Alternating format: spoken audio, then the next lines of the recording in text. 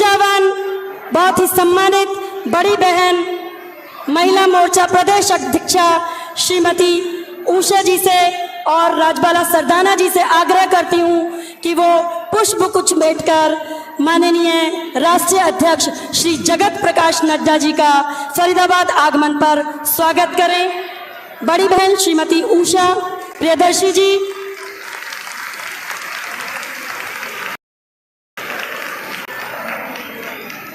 साथ ही मैं भारतीय जनता पार्टी के जिला अध्यक्ष श्री राजकुमार वोहरा जी से भी आग्रह करती हूं कि वो माला पहनाकर राष्ट्रीय अध्यक्ष माननीय श्री जगत प्रकाश नड्डा जी का फरीदाबाद आगमन पर स्वागत करें।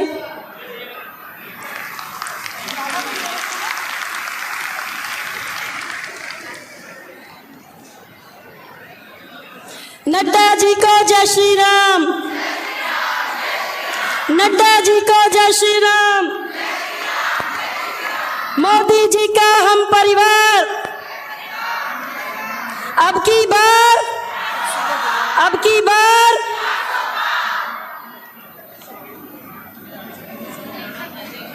मैं बड़ी बहन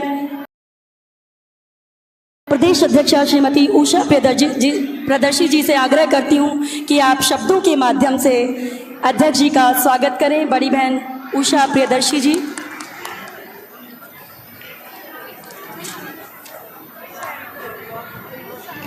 एक बार सभी बहनें दोनों मुट्ठी कस के ऊपर करके मां भारती का जयघोष करेंगे और हमारे राष्ट्रीय अध्यक्ष आदरणीय श्री जेपी नड्डा जी का स्वागत करेंगे। भारत माता की, भारत माता की, वंदे वंदे, नारी शक्ति, महिला मोर्चा, नरेंद्र मोदी, जगत प्रकाश नड्डा जी, जगत प्रकाश नड्डा जी। अब की बार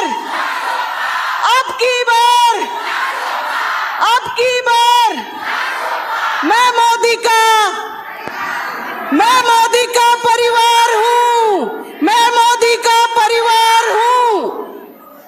आज हमारा सौभाग्य और बड़े हर्ष का दिन है कि फरीदाबाद लोकसभा के अंदर जहां हम लोकतंत्र के महापर्व को मनाने की पूरी तैयारी कर चुके हैं और आज आदरणीय अध्यक्ष जी ये सभी नारी शक्ति हरियाणा के अंदर 1,43,00,000 हमारी बहनों की आबादी है और ये तो एक छोटा सा नमूना है क्योंकि यहाँ हमने फरीदाबाद लोकसभा की बहनों को न्योता दिया था कि हमारे राष्ट्रीय अध्यक्ष आदरणीय श्री जेपी नड्डा जी हमें संबोधित करने आ रहे हैं, हमसे बातचीत करने आ रहे हैं। तो ये सभी बहनें हजारों की संख्या में आपको सुनने के लिए, आपको आशीर्वाद देने के लिए यहाँ इस सभागार में उपस्थित हैं। ऐसे हमारे राष्ट्रीय अध्यक्ष जी श्री जेपी नड्डा जी को हम बहुत बहुत स्वागत करते हैं, बहुत बहुत अभिनंदन करते हैं इस हरियाणा की पावन धरा फरीदाबाद लोकसभा के अंदर। अध्यक्ष जी मैं तो सिर्फ आप सबसे एक ही बात, आपका आभार प्रकट करना चाहती हूँ देश के यशस्वी प्रधानमंत्री आदरणीय श्री नरेंद्र भाई मोदी जी का कि जिन योजनाओं से आज नारी को आपने उसके अस्तित्व की रक्षा करते हुए उसको सशक्त करने का काम किया है। और कुछ समय पहले हम कहते थे कि भारत आजाद हो गया, लेकिन सही मानने में नारी अगर आजाद हुई है, नारी को स्वतंत्रता मिली है तो इन 10 सालों के अंदर देश के यशस्वी प्रधानमंत्री नरेंद्र भाई मोदी ने जो सौगातें महिला को दी है, नारी को सशक्त करने के लिए जो काम किए हैं, उनका सीधा सीधा मैं आपको अपने शब्दों के माध्यम से और इस नारी शक्ति की तरफ से आपका और आदरणीय देश के प्रधानमंत्री नरेंद्र भाई मोदी का बहुत बहुत स्वागत करती हूँ, धन्यवाद करती हूँ, आभार प्रकट करती हूँ। हमारे मंच पर हमारी बहुत ही आदरणीय महिलाओं की शान, हरियाणा की शान और महिलाओं का गौरव ऐसी बड़ी बहन सुधा यादव जी भी हमारे बीच में हैं। एक बार जोरदार तालियों से उनका हम अभिनंदन और स्वागत करते हैं। हमारे बीच में बहन अभी अभी मंत्री पद उनको मिला है और सीमा त्रिखा जी यहाँ से विधायिका रही है और अभी मंत्री हैं। आपका भी बहन जी इस मंच पर बहुत बहुत स्वागत अभिनंदन करती हूँ। हमारे बीच में महिला मोर्चा की जिलाध्यक्ष हमारी बहन राजबाला सरदाना जी और पलवल की जिलाध्यक्ष हमारी बहन आशावती जी भी इस मंच पर हैं, क्योंकि आप सब दोनों की ताकत से आज यहाँ पर महिला मोर्चा इतने बड़े और शक्ति के साथ खड़ा है कि आप लोगों ने जो भारतीय जनता पार्टी की ताकत बनकर और इन बहनों को भारतीय जनता पार्टी की कार्यकर्ता बनाकर जो बड़ा काम किया है, इससे 2047 का विकसित भारत का जो लक्ष्य है वो अध्यक्ष जी मैं आपको विश्वास दिलाती हूँ कि 25 मई को ये मातृशक्ति घर घर जाकर के इन्होंने पूरी तैयारी कर ली है। कहते हैं ना बुलंद, ये नारी शक्ति पूरी तरह से तैयार है और 25 तारीख को घर घर जाकर के इन्होंने जो बहनों को न्योता दिया है हमारे लोकतंत्र के महापर्व को मनाने का, एक एक वोट अपनी तो डालेंगी, अपने रिश्तेदारों की, अपने सहेलियों की, संबंधियों की, और जहां तक इनके टेलीफोन की रीच जाती है ये योद्धा बन करके अपने अपने बूथ पर काम कर रही हैं। और ये बात निश्चित है कि आदरणीय हमारे प्रत्याशी कंवरपाल गुर्जर जी, कृष्णपाल गुर्जर जी 10 लाख से अधिक वोटों से फरीदाबाद लोकसभा को जीत करके देश के यशस्वी प्रधानमंत्री नरेंद्र भाई मोदी जी को भेंट करेंगे कमल का फूल, वो सिर्फ और सिर्फ इस मातृशक्ति के आशीर्वाद की वजह से। आप मेरे सामने बैठी सभी बहनों का आज मैं बहुत बहुत स्वागत अभिनंदन करती हूँ। आपने पूरी शक्ति दिखाकर हमारे आमंत्रण को माना और अपने भाई देश के प्रधानमंत्री नरेंद्र भाई मोदी को आप इतनी बड़ी तादाद में और आदरणीय राष्ट्रीय अध्यक्ष श्री जेपी नड्डा जी को आशीर्वाद देने के लिए आप हजारों की संख्या में पहुंची हैं। आप सबका बहुत बहुत धन्यवाद, बहुत बहुत आभार करती हूँ। धन्यवाद।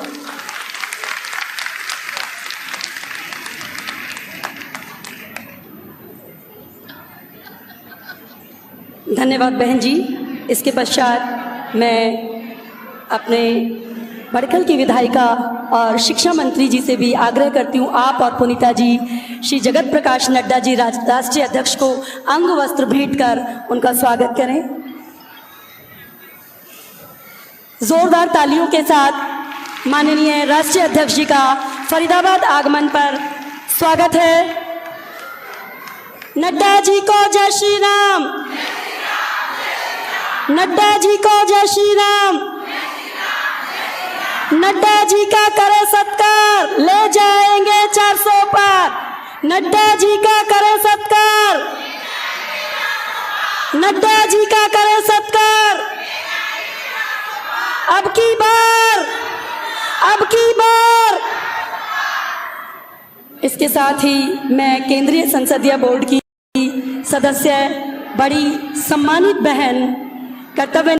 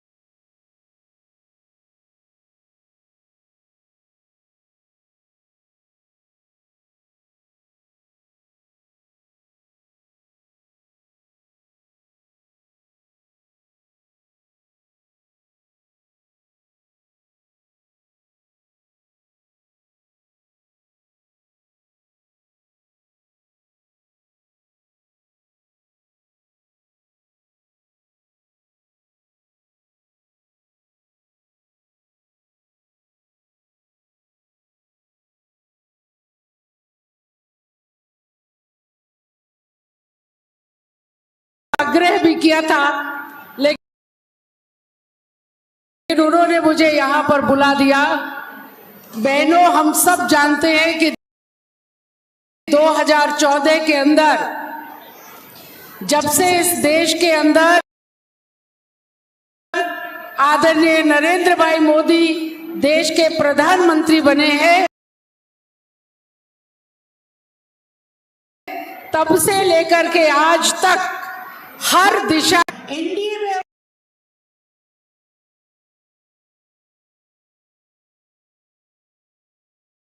हमारी बच्चियां जाने लग गई हैं, हमारी बच्चियां फाइटर प्लेन उड़ाने लग गई हैं। ये अवसर इससे पहले कभी किसी ने हमको नहीं दिया था। जब अवसर मिला तो बच्चियों ने ये करके दिखाया है। जब हम खेती की बात करने के लिए आते हैं तो ड्रोन दीदी बनाने का काम देश के यशस्वी प्रधानमंत्री ने किया है। महिलाओं को सक्षम बनाने के लिए मुद्रा लोन के माध्यम से स्वयं सहायता समूह चला करके वो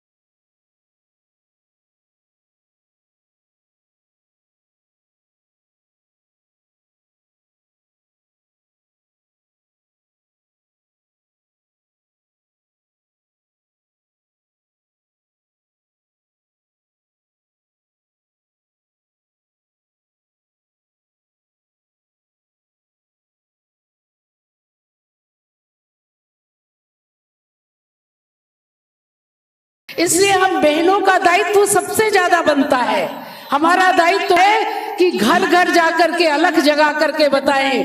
अगर हम गरीब तबके में जाते हैं तो उनको बताना पड़ेगा, अगर हम स्वयं सहायता समूह के पास जाते हैं तो उनसे भी हमको बात करनी पड़ेगी, सेल्फ हेल्प ग्रुप की बहनों से भी बात करनी पड़ेगी, हमें बच्चियों को भी बताना पड़ेगा कि तुम रहने कोई गर्मी का बहाना न कर, कोई छुट्टी का बहाना ना कर ले। ये जिम्मेवारी महिलाओं के ऊपर है। हर कीर्तन मंडली के अंदर जाना है, हर मंदिर के अंदर जाना है, हर बहन के पास में जाना है।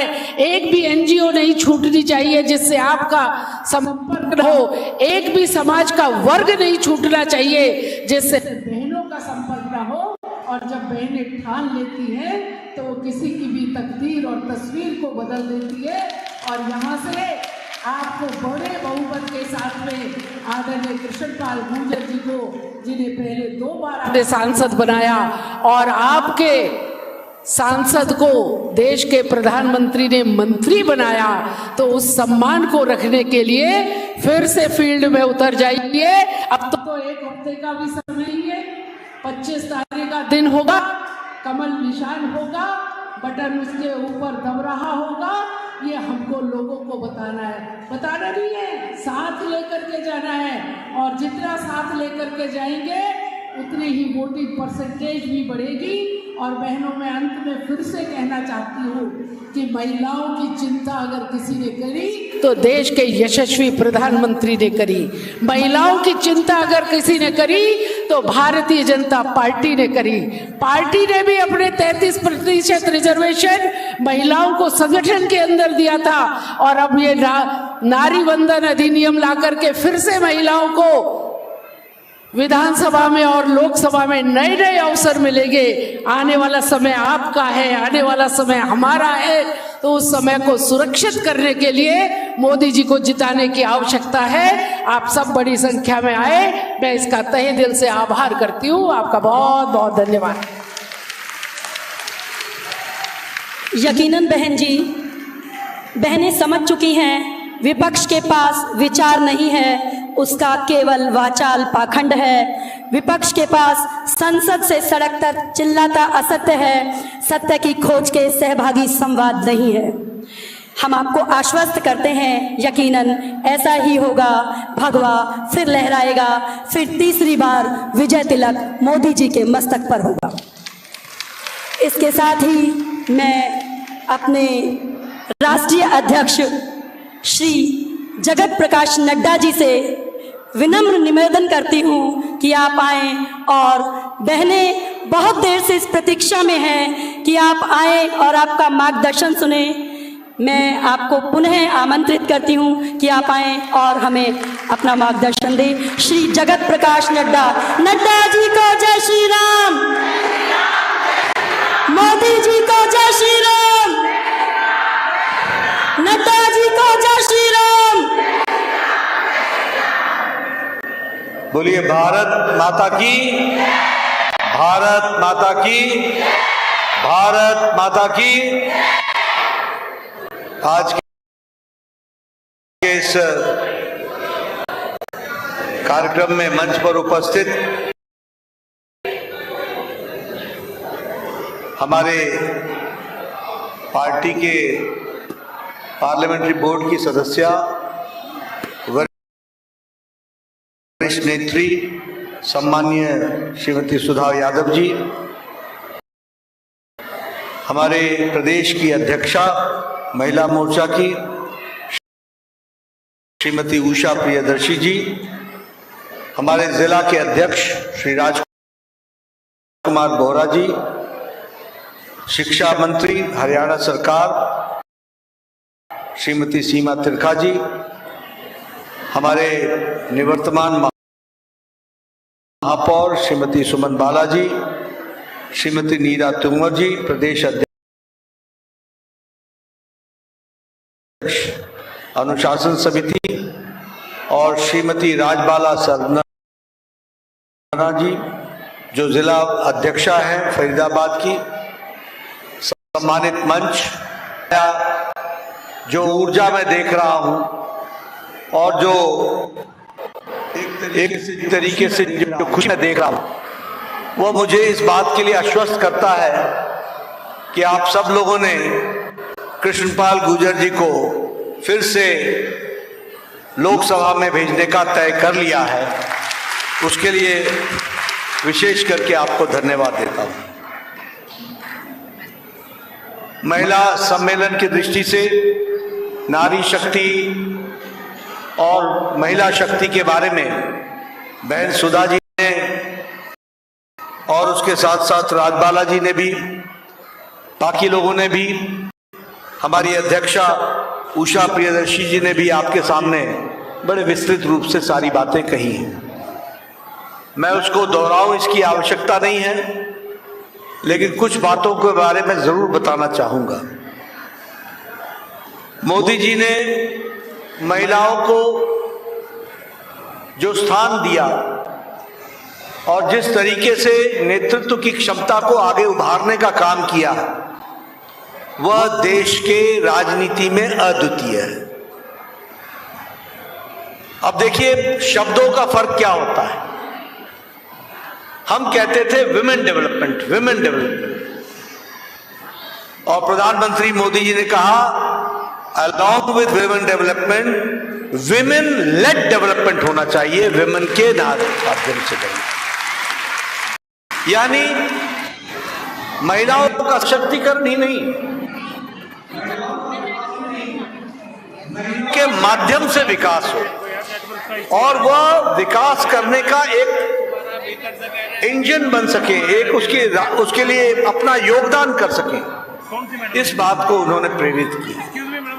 और हम जानते हैं, उन्होंने भी बहुत स्पष्ट शब्दों में कहा कि जब नारी सशक्त होती है तो परिवार सशक्त होता है, जब व्यक्ति सशक्त होता है तो अकेला होता है, लेकिन नारी जब सशक्त होती है तो वो परिवार को सशक्त करती है। और इसीलिए हर दृष्टि से विकास में नारी का योगदान है। वैसे आप लोगों को नहीं लगता होगा, लेकिन सुधा जी जानती हैं कि पार्लियामेंट्री बोर्ड में जब चुनाव लड़ने की बारी आती है तो किस तरीके से प्रधानमंत्री जी हमेशा पूछते हैं, बताओ कितनी को टिकट दे रहे हो। हमें कई बार कहना पड़ता है,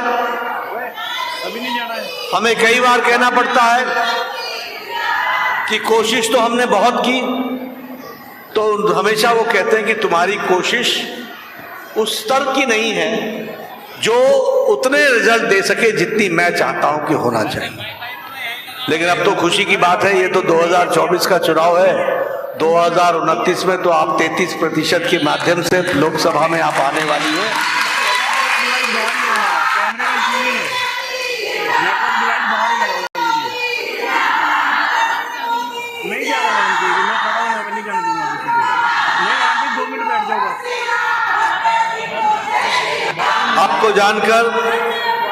आपको जानकर खुशी होगी कि ये जो निवर्तमान लोकसभा जो अभी अगली लोकसभा के पहले जो गठित आज जो थी, उसमें 78 विमेन एमपीज थे।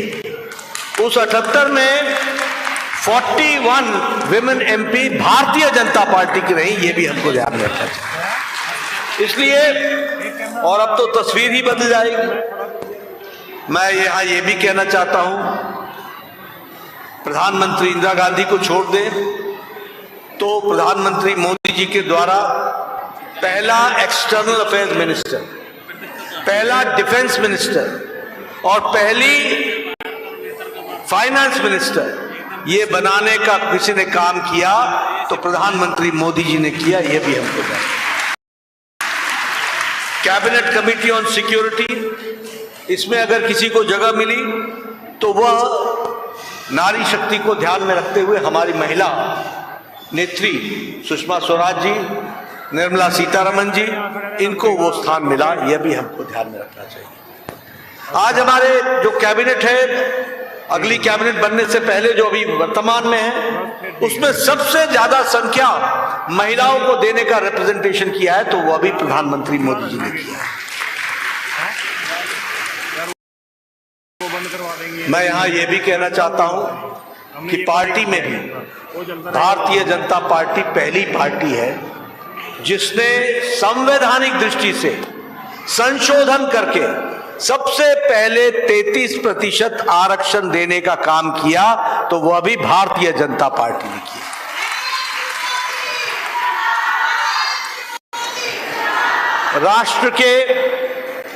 राष्ट्र की कमेटी से लेकर, नेशनल कमेटी से लेकर, प्रदेश की कमेटी से लेकर, जिला की कमेटी से लेकर, मंडल की समिति से लेकर, बूथ की समिति तक महिलाओं का रिजर्वेशन के माध्यम से उनको समिति में लेने का काम किया, तो वह भी भारतीय जनता पार्टी ने किया है, यह भी हमको ध्यान में रखना। और हम मानते हैं कि महिलाओं का बहुत बड़ा योगदान है इकोनॉमिक ग्रोथ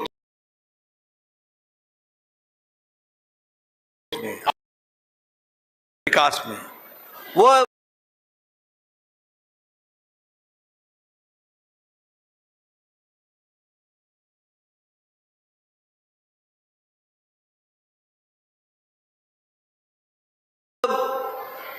जिसको कहा जा सकता है कि वो तीव्रता लाने में और गति देने में उनका बहुत बड़ा योगदान है, और सकारात्मक परिवर्तन में भी महिलाओं का बहुत बड़ा योगदान है।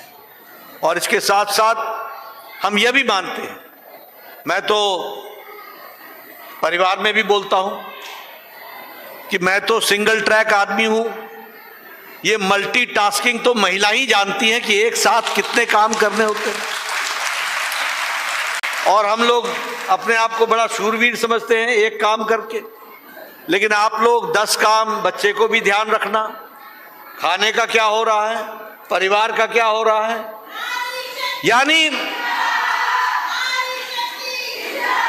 यानी मल्टीटास्किंग, यह भी कोई सीख सकता है तो महिलाओं से सीख सकते हैं। और इसीलिए प्रधानमंत्री मोदी जी बोलते हैं कि कॉम्प्लेक्स प्रॉब्लम्स को उत्तर देने में महिलाओं का बहुत बड़ा योगदान होता है और उसको भी वो आगे बढ़ाती है। अभी चर्चा में हमारी सुधा जी ने आपके सामने बहुत सी बातें रखी हैं और उन्होंने विकास के दृष्टि से आपको बताया कि चाहे डिफेंस हो, आज इसरो में, यह हमारे स्पेस रिसर्च ऑर्गेनाइजेशन में मैक्सिमम साइंटिस्ट भी विमेन हैं, महिलाएं हैं। जो चंद्रयान तक उतर रहा है उसमें भी उनका बहुत बड़ा योगदान है। और आपने देखा होगा जब चंद्रयान साउथ पोल पर उतर रहा था तो उस समय जब इसरो की तस्वीर ली गई तो उसमें जो साइंटिस्ट सामने दिखाई दिए वो भी सब विमेन साइंटिस्ट थी जिन्होंने इस प्रोजेक्ट को आगे बढ़ाने में काम किया। इसलिए एक बहुत बड़ा योगदान आप सबका रहा है और आप लोग उसको आगे बढ़ाने का काम कर रहे हैं। मैं यहाँ ये भी आपको बताना चाहता हूँ कि डिफेंस हो, स्पेस रिसर्च हो, हमारा कॉरपोरेट सेक्टर हो, हर दृष्टि से हमारे स्टार्टअप्स हो, हर चीज़ में महिलाओं ने विकास के और उसकी दृष्टि से एक विशेष उनका योगदान रहा है। मैं ये भी आपसे चर्चा करना चाहूँगा कि प्रधानमंत्री मोदी जी ने भी जो अपनी नीतियाँ बनाई उस नीति में महिलाओं का सशक्तिकरण मैक्सिमम हो, इसकी भी चिंता की गई। बहुत बहुत बड़ी चिंता हुई। आप सब लोग शहर में रह रहे हैं, लेकिन कभी ना कभी तो आपका भी परिवार गांव से ही आया होगा, आपको भी गांव की तस्वीर पता होगी। हमें याद है बचपन में और हमने होश संभालने तक गांव में बहनें अपने दैनिक नित्यक्रम के लिए उनको खुले मैदान में जाना पड़ता था। कभी किसी ने नहीं सोचा। प्रधानमंत्री मोदी जी ने लाल किले के प्राचीर से स्वच्छता अभियान की बात कही।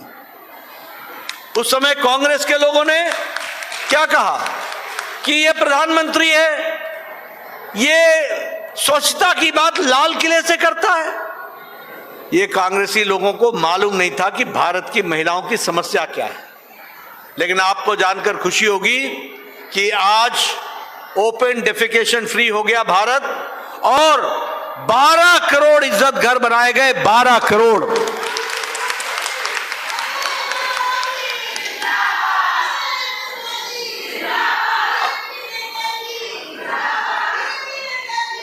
आप बताइए कैसी जिंदगी होगी उन महिलाओं की जो अपने नेचुरल नीड्स के लिए सूर्यास्त और सूर्योदय का इंतजार करती होंगी। और संख्या क्या थी? 12 करोड़। 12 करोड़ बहनें, 12 करोड़ उनके बच्चे, उनका परिवार किस तरीके के अंधकार जीवन जीते होंगे। उनको अगर लाइफ विद डिग्निटी देने का काम किया तो नरेंद्र मोदी जी ने किया, यह भी हमको ध्यान में रखना है। और आपको जानकर खुशी होगी कि यूनाइटेड नेशंस ने इसको रिकॉग्नाइज किया और उसके लिए उनको सम्मानित किया कि आपने मानवता के विषय को और महिला सशक्तिकरण के लिए कितना बड़ा काम किया। ये गैस का सिलेंडर उज्ज्वला, ये ठीक है, आप लोगों को लगता होगा क्योंकि आप लोग बचपन से गैस के सिलेंडर के साथ और गैस के में ही आप लोगों ने भोजन बनाया होगा, पकाया होगा। लेकिन मैं भारत की तस्वीर आपको बताना चाहता हूं। मैं गांव से आता हूं। मेरे गांव में बहनें 5 बजे सुबह उठती थी। 5 बजे सुबह जंगलों में जाती थी, पेड़ों पर चढ़ती थी, पेड़ों की डंठल काटती थी, गीली लकड़ी लेकर के पगडंडियों से होते हुए बड़े बोझे को लेकर घर आती थी और सुबह सुबह वो गीली लकड़ी से चूल्हा जलाती थी और 200 सिगरेट के बराबर का धुआं अपने फेफड़ों में लेती थी, अपने फेफड़ों में। आंखों से पानी आ जाता था। मुझे मालूम नहीं आप लोगों को वो शब्द मालूम है कि नहीं है, हमारे यहां उसको फूकनी बोलते हैं, फूकनी, आप लोग भी जानते हैं। वो फूकनी से फूक फूक कर आंखों में पानी आ जाता था। और संख्या क्या थी? 10 करोड़। आज प्रधानमंत्री मोदी जी ने, जो आप लोगों को तकलीफ थी, आज 10 करोड़ लोगों को उज्ज्वला योजना में गैस का सिलेंडर दे दिया और उसका विकास। और इसका फर्क क्या पड़ा? पूर्व स्वास्थ्य मंत्री रहने के नाते मैं बताता हूं कि आपके महिलाओं के जो लंग्स की प्रॉब्लम थी उसमें गिरावट आ रही है, उनके जीवन का सशक्तिकरण हो गया, ये उसमें से डिफरेंस हुआ। और अब तो आपने कृष्णपाल गुर्जर जी को जिताना, मोदी जी को तीसरी बार प्रधानमंत्री बनाना, अब तो सिलेंडर भी नहीं रहेगा, घर घर पाइप से गैस पहुंचेगी और सस्ती पाइप पहुंचेगी, ये भी आपको दे। ये जल जीवन मिशन 11 करोड़ लोगों को घर में जल देना और टैप वाटर पहुंचाना 11 करोड़ लोगों को, और यहां पर 100% हो गया है। मैं आपको बताऊं, मैं 1993 में एमएलए बन गया था। 1993 में गर्मियों में घूमना मुश्किल होता था। बहनें घैला और सुराही लेकर के सड़कों पर आकर के धरना दे देती थी, बोलती थी देखो 3 किलोमीटर नीचे गई थी मैं, वहां बावड़ी से मैंने पानी उठाया, वहां कुएं से मैंने पानी उठाया, अब 3 किलोमीटर चलूंगी, दिन के 4 घंटे जानते हैं, बच्चों को पालूंगी या घर देखूंगी, क्या करूंगी, नरक जैसा जीवन है। मैंने वो भी दिन देखे हैं, मैं याद दिलाना चाहता हूं, मैंने वो भी दिन देखे हैं कि हमारे इलाके में ऐसे भी गांव थे जहां लोग अपनी बेटियों को ब्याहते नहीं थे, क्योंकि उनकी बेटी सिर्फ पानी लाने में उनकी उम्र खर्च हो जाएगी। आज मोदी जी ने 11 करोड़ घरों में हर घर नल, हर घर जल पहुंचाने का काम किया।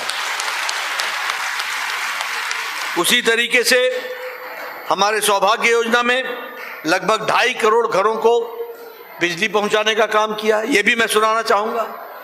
मैं एमएलए था, मैं कहता था कि भाई इसके घर में बिजली लगाओ, तो हमारे एक्सीएन बोलते थे साहब तार की कमी है, ऐसा करिए आधी तार ये दे दे, आधी तार हम सरकार की तरफ से लगाएंगे।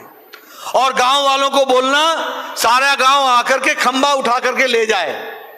यह स्थिति हमने देश में देखी है। और आज सौभाग्य योजना में दोपहर को एप्लीकेशन डालो और दूसरे दिन बिजली आ जाती है और 2.5 करोड़ घर तक बिजली पहुंचाई गई। ये मोदी जी का। और उससे लाभ किसको होता है? जब बिजली आती है तो परिवार पढ़ लिख जाता है, टेलीविजन देख पाता है, विकास का एक बहुत बड़ा आयाम बनता है और महिलाओं का सशक्तिकरण होता है। उसको भी हमको ध्यान में रखना चाहिए।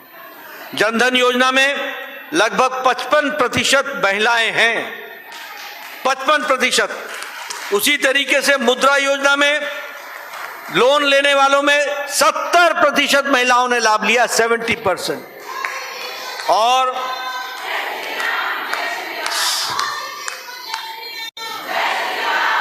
और स्टैंड अप इंडिया में लगभग 84%, 84% बहनों ने लाभ लिया है। उसको भी हमको समझना चाहिए। मैं हरियाणा में खड़ा हूं, मैं हरियाणा में हूं। एक समय में राजस्थान के कुछ इलाके और हरियाणा के कुछ इलाके, ये सेक्स रेशियो में बहुत बड़ा अंतर था, बहुत बड़ा अंतर था। मोदी जी ने बेटी पढ़ाओ, बेटी बचाओ, बेटी पढ़ाओ इसी हरियाणा की धरती सोनीपत से शुरू किया था। और आज आपको जानकर खुशी होगी कि हमारा सेक्स रेशियो एवरेज भी सिग्निफिकेंटली बढ़ा है और वो भी महिलाओं की संख्या बढ़ी है और बेटी बचाओ बेटी पढ़ाओ के काम को हम आगे बढ़ा रहे हैं। ग्रॉस हायर एजुकेशन में इनरोलमेंट वह 18% बढ़ा है, 18%। और हमारे जो शेड्यूल कास्ट एससी कैटेगरी की जो हमारी बेटियां हैं उनमें इनरोलमेंट 38% बढ़ा है, 38% बढ़ा है। सुकन्या योजना में 3.4 करोड़ बहनों को लाभ मिला है और प्रधानमंत्री आवास योजना में लगभग 1,72,00,000 महिलाएं हैं जिनके नाम पर प्रधानमंत्री आवास योजना में घर को सैंक्शन किया है। ये भी हमको जानना। मैं आपको ये सारी बातें इसलिए बता रहा हूं कि विमेन डेवलपमेंट और विमेन लेड डेवलपमेंट किस तरीके से होता है और किस तरीके से विकास के साथ जोड़ने का काम प्रधानमंत्री मोदी जी ने करने का प्रयास किया है, उसको आगे बढ़ाने का। अभी सुधा जी चर्चा कर रही थी ट्रिपल तलाक की। किसने रोका था ट्रिपल तलाक? सुप्रीम कोर्ट ने बार बार बोल रखा था कि ट्रिपल तलाक हटाओ। ये 21वीं शताब्दी में महिलाओं के साथ अन्याय है, लेकिन सरकारों में ताकत नहीं थी। और आपको जानकर आश्चर्य होगा, पाकिस्तान में 3 तलाक नहीं है, बांग्लादेश में 3 तलाक नहीं है, अफगानिस्तान में 3 तलाक नहीं है, इंडोनेशिया में नहीं है, सीरिया में नहीं है। ये सारे इस्लामिक देश हैं, इसमें 3 तलाक नहीं है। हमारा भारत में 3 तलाक चल रहा था और मुस्लिम बहनों के साथ अन्याय हो रहा था। मोदी जी ने 3 तलाक को समाप्त कर दिया और बहनों को आजाद कर दिया और लाइफ विद डिग्निटी देने का काम किया।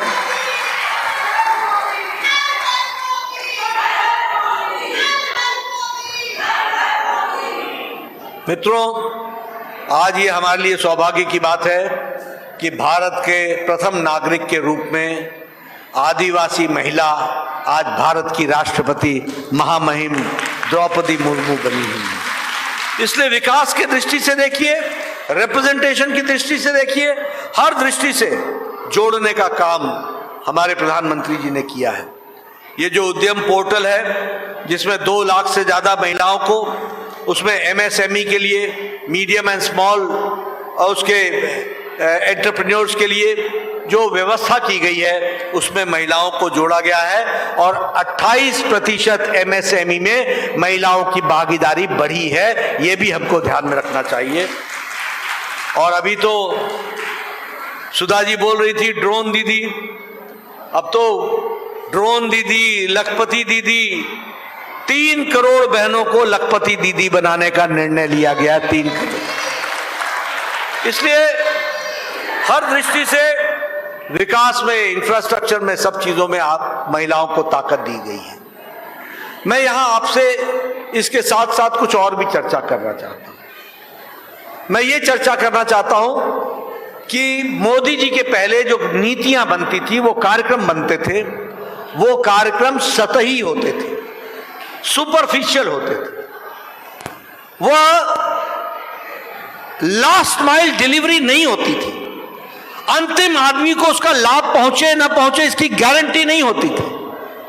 लेकिन प्रधानमंत्री मोदी जी ने एक नए वर्ग को जन्म दे दिया, जिस वर्ग का नाम है लाभार्थी वर्ग, बेनिफिशियरी वर्ग। क्यों?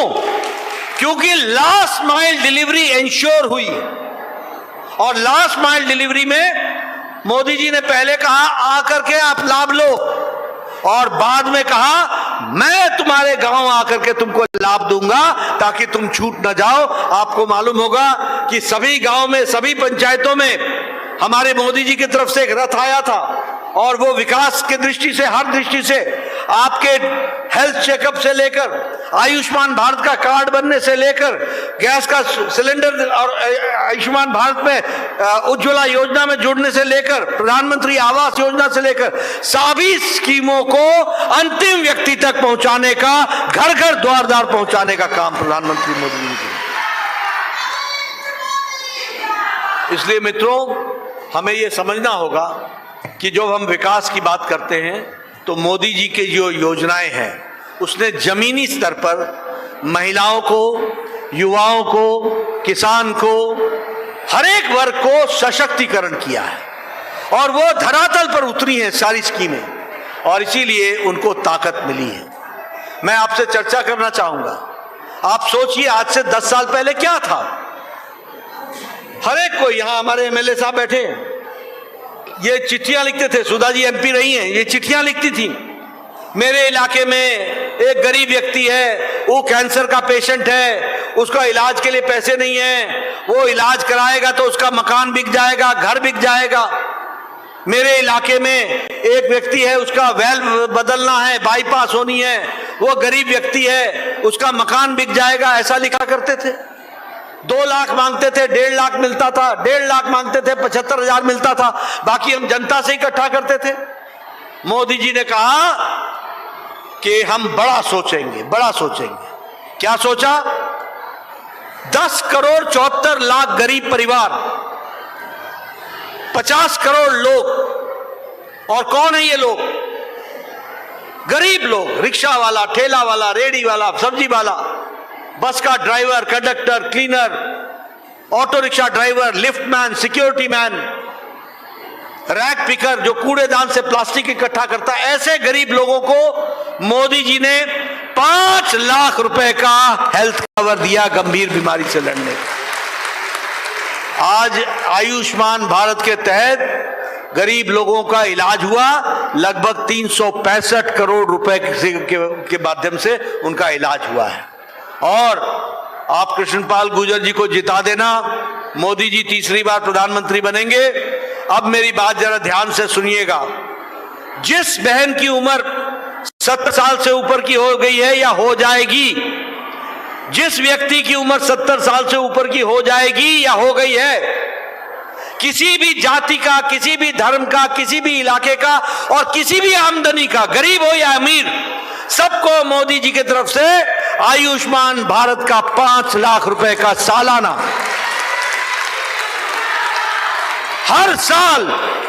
हर साल गंभीर बीमारी से लड़ने के लिए 5 लाख रुपए का हेल्थ कवर मिलेगा।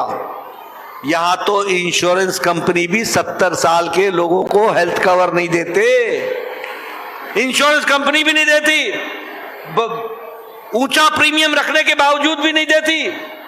और प्रधानमंत्री मोदी जी कह रहे हैं हमारे बुजुर्ग सुखी रहें, अच्छे रहें, हमारी माताएं बहनें, उनको किसी के आगे हाथ ना फैलाना पड़े, उनका इलाज भारत सरकार करेगी और उनका व्यवस्था की जाएगी। इस तरीके से व्यवस्था की। प्रधानमंत्री आवास योजना मैं हमेशा सुनाता हूं, आपको फिर बता दूंगा। मैं जब एमएलए बना तो मेरा बीडीओ, ब्लॉक डेवलपमेंट ऑफिसर, मैं बार बार सुनाता हूं क्योंकि वही यथार्थ है। वो आके कहता था नड्डा साहब खुशखबरी सुनानी है। मैंने कहा चाय पियो पहले। मैंने कहा क्या खुशखबरी सुनानी है? इस बार आपको इंदिरा आवास योजना में एक पंचायत में 2 घर मिले हैं, बताओ किसको दूं? मैं कहता था तू ही रख ले भाई, 1 अनार 100 बीमार, मैं क्या करूंगा, किसको बांटूंगा? आज प्रधानमंत्री मोदी जी के नेतृत्व में 4 करोड़ घर बन गए, 4 करोड़ घर बन गए। और फिर से चुनाव जिताना मोदी जी ने तय किया है, 3 करोड़ और घर बनाएंगे। कोई कच्चे छत के नीचे नहीं रहेगा, पक्के छत के नीचे रहेगा, इसकी व्यवस्था की जाए। ये बदलता भारत है। अब आप लोग सुनते हैं आजकल राजनीतिक पार्टियां 100 यूनिट बिजली फ्री कर देंगे, 200 यूनिट बिजली फ्री कर देंगे, 300 यूनिट बिजली फ्री कर देंगे। आप याद रखना, मोदी जी आपके बिजली का बिल 0 कर देंगे, 0। और उसमें प्रधानमंत्री हर घर मुफ्त सूर्य योजना, इसके तहत हर घर के छत पर सौर ऊर्जा लगेगी, हर घर के छत पर, और आपको बिजली अपने घर के लिए उसी सौर ऊर्जा से मिलेगी।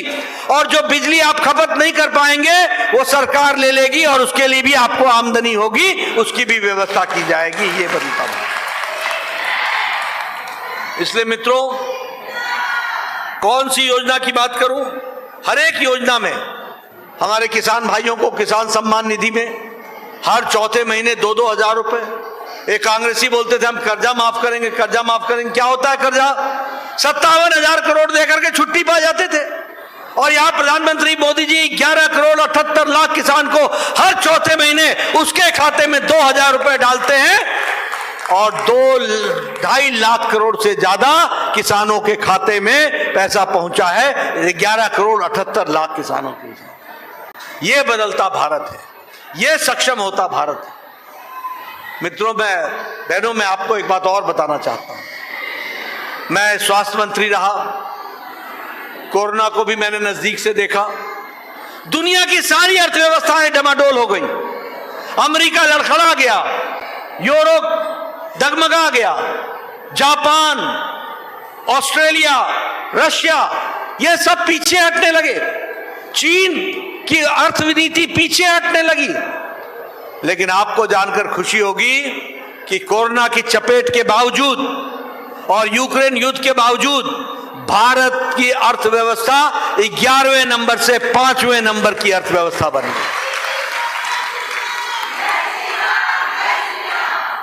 मुझे याद है जिस दिन कोरोना में मोदी जी ने 1,25,000 करोड़ रुपए का पैकेज दिया था, तो ये कांग्रेसी चिल्ला रहे थे, ये पैकेज तो दे दिया, कैश नहीं दिया, कैश नहीं दिया, कैश नहीं दिया।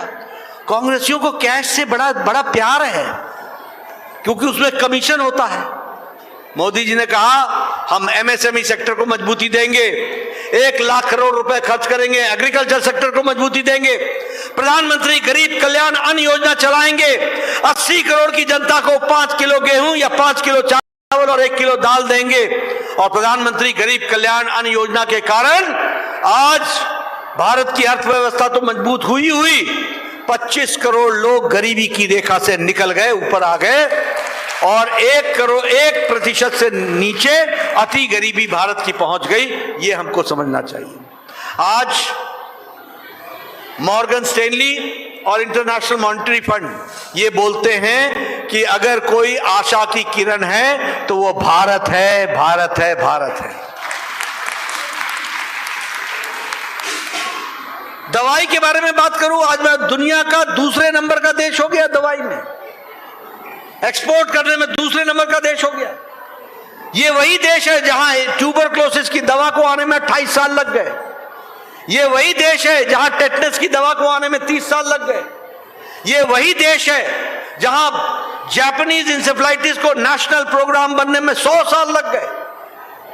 और कोरोना आया जनवरी में, पहला केस 27 जनवरी को, 20 अप्रैल को टास्क फोर्स बैठाया और मोदी जी ने 9 महीने के अंदर एक नहीं 2 वैक्सीन बना करके 220 crore double dose with booster लगा करके 140 करोड़ देशवासियों को बचाने का काम किया। और मैं यहां आपको यह बता दूं कि 100 देशों में हमने अपनी वैक्सीन पहुंचाई, 48 देशों में भारत ने मुफ्त में वैक्सीन पहुंचाई, उनको मानवता के आधार पर दिया वैक्सीन मैत्री में। आत्मनिर्भर भारत मोदी जी के नेतृत्व में अब लेने वाला भारत नहीं है, अब देने वाला भारत हो गया, देने वाला भारत हो गया। ये भी हमको समझना। विकास के नए नए आयाम बने हैं। मैं किस किस के बारे में आपसे चर्चा करूं। ये मोबाइल आपके हाथों में है।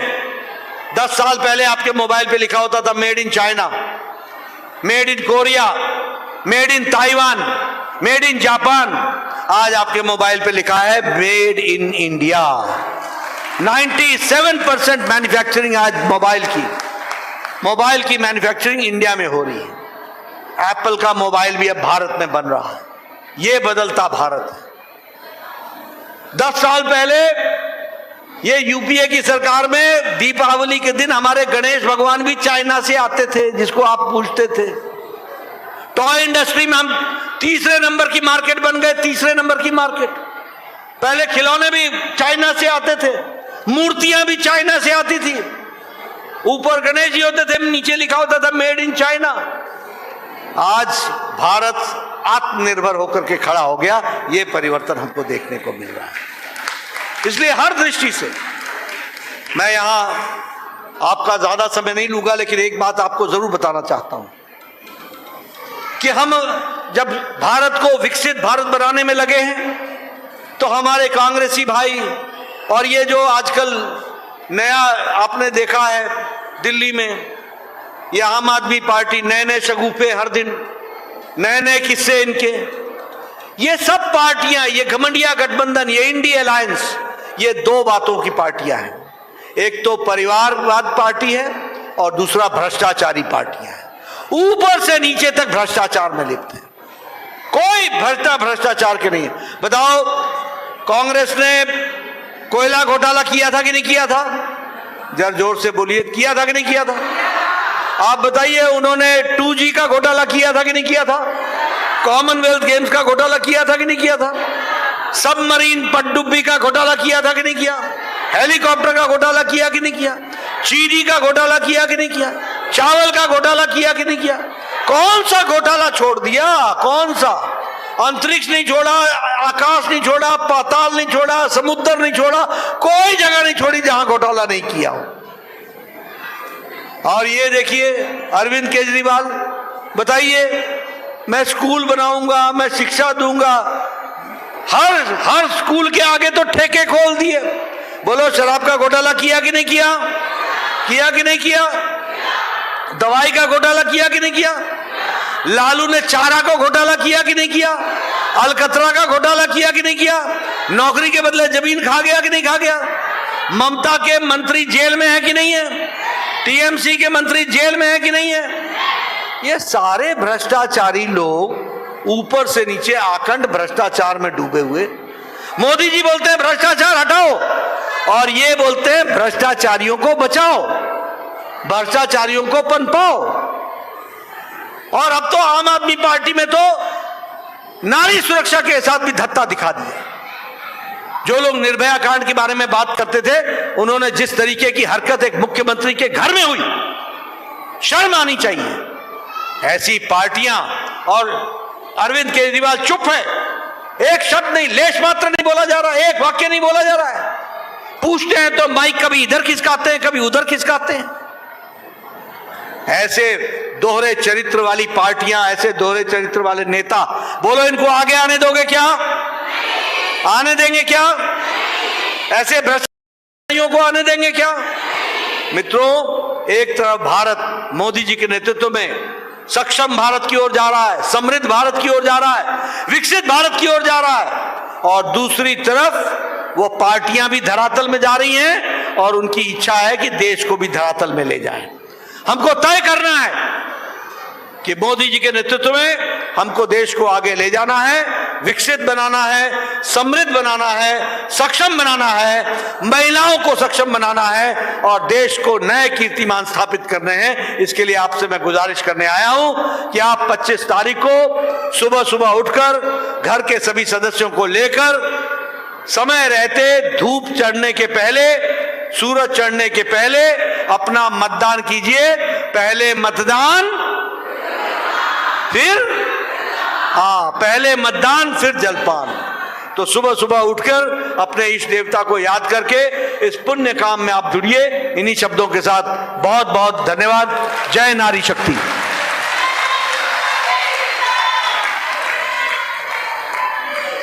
धन्यवाद अध्यक्ष जी। आपके विचारों में बहनों के लिए जो चिंतन है उसमें पर्वत सी ऊंचाई और सागर सी गहराई है। आपकी कार्यशैली में भेदभाव के लिए कोई भी स्थान नहीं है। मैं अपने जिलाध्यक्ष जी से आग्रह करती हूं कि वो सभी का यहां पहुंचने पर धन्यवाद करें। श्रीमती राजबाला सरदाना जी।